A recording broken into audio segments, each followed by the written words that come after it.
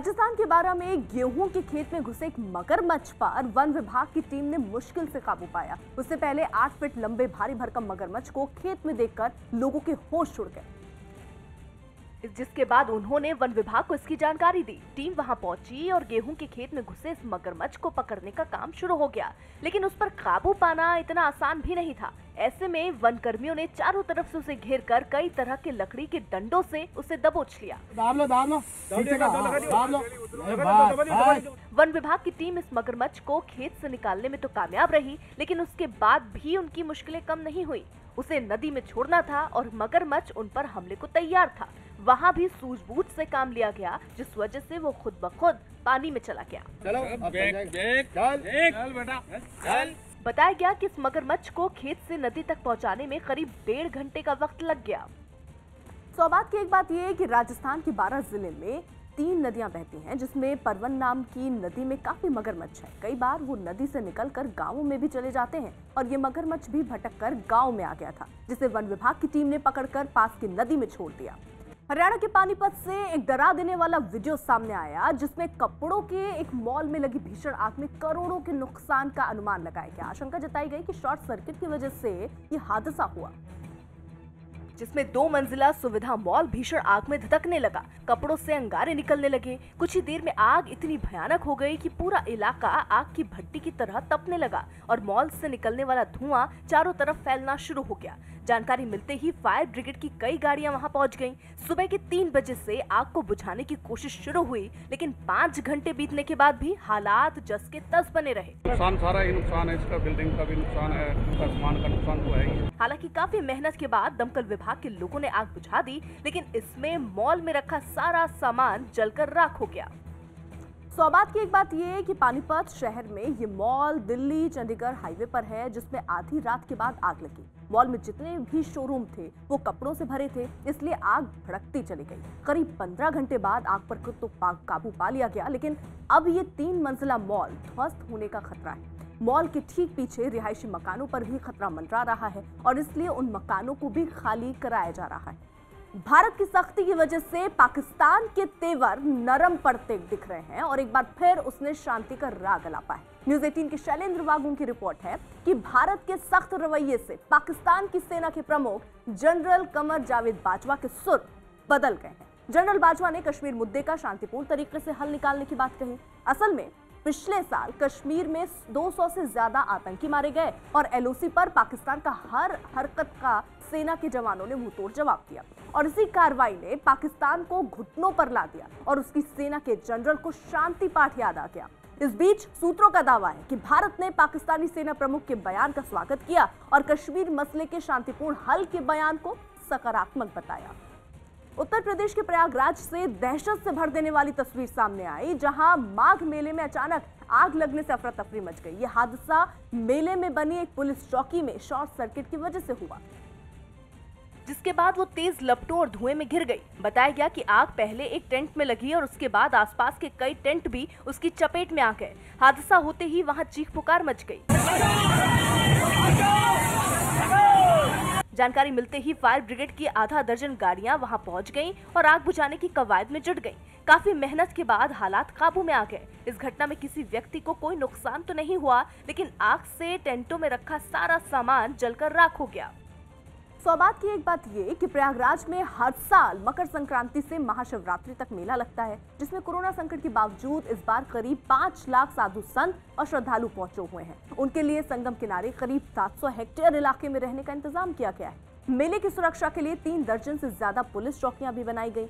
उन्हीं में एक पुलिस चौकी में आग लगी, जिस पर जल्द काबू पा लिया गया। किसानों की मदद और उनकी आमदनी बढ़ाने के लिए केंद्र सरकार ने एक नया पोर्टल लॉन्च किया। न्यूज़ 18 के रवि सिंह की रिपोर्ट है कि केंद्र सरकार ने गोबर धन पोर्टल की शुरुआत की, जिस पर गोबर धन योजना से जुड़ी तमाम जानकारियां उपलब्ध होंगी।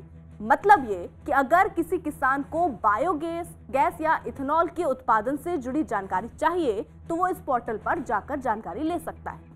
इसके अलावा बायोगैस प्लांट से जुड़े लोन या फिर किसी भी तरह की आर्थिक सहायता की जानकारी इस पोर्टल में मिल जाएगी और दावा किया गया कि इस योजना से अगले 5 सालों में किसानों को 1 लाख करोड़ की आमदनी होगी। केंद्र सरकार ने 2018 में गोबर धन योजना शुरू की थी, जिसका मकसद किसानों से गोबर और दूसरी चीजें खरीदकर उनकी आमदनी बढ़ाना है। पोर्टल के माध्यम से एक ट्रांसपेरेंसी जो भी काम कर रहे हैं वो ट्रांसपेरेंसी रहे, पूरा देश उसको साक्षात रूप में देख सके कि किस स्तर पर प्रगति हो रही है।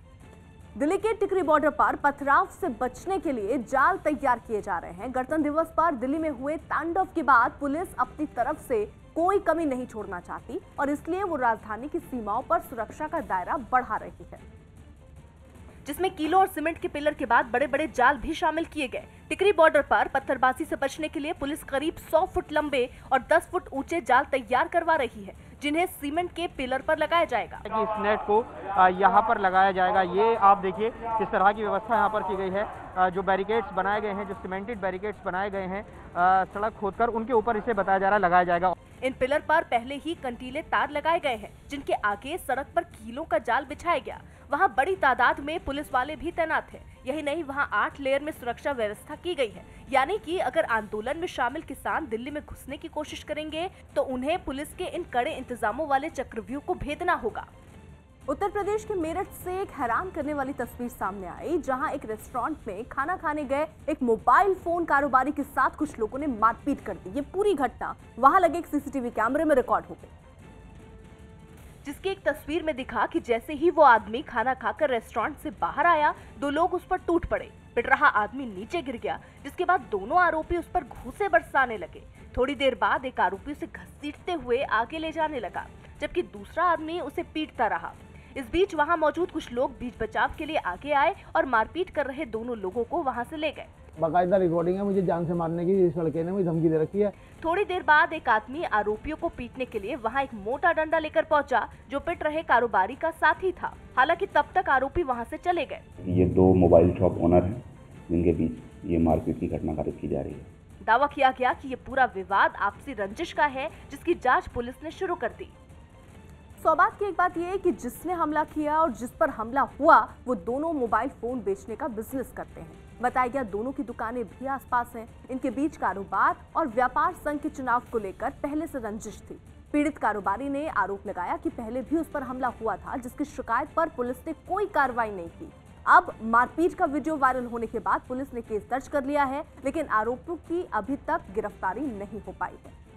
आतंकियों पर कार्रवाई का दिखावा करने वाले पाकिस्तान की पोल दुनिया के सामने फिर खुल गई है। न्यूज़ 18 के नीतीश कुमार की रिपोर्ट कि टेरर फंडिंग मामले में सजा पा चुका आतंकी हाफिज सईद जनवरी के आखिरी हफ्ते में चोरी छिपे लाहौर के काला पहाड़ इलाके में गया था और वहां हुई एक मीटिंग में भी उसके शामिल होने की खबर है। जबकि हाल ही में पाकिस्तान की एक कोर्ट ने टेरर फंडिंग मामले में हाफिज समेत कई दूसरे आतंकियों को सजा सुनाई थी। असल में टेरर फंडिंग पर नजर रखने वाली अंतर्राष्ट्रीय संस्था FATF की कार्रवाई का खतरा पाकिस्तान पर मंडरा रहा है और इसी डर से उसने आतंकियों के खिलाफ कार्रवाई की थी, जिसे दुनिया की आंखों में धूल झोंकने वाला बताया गया। और अब एक बार फिर मुंबई हमले के मास्टरमाइंड हाफिज सईद पर पाकिस्तान का नरम रुख दुनिया के सामने आ गया।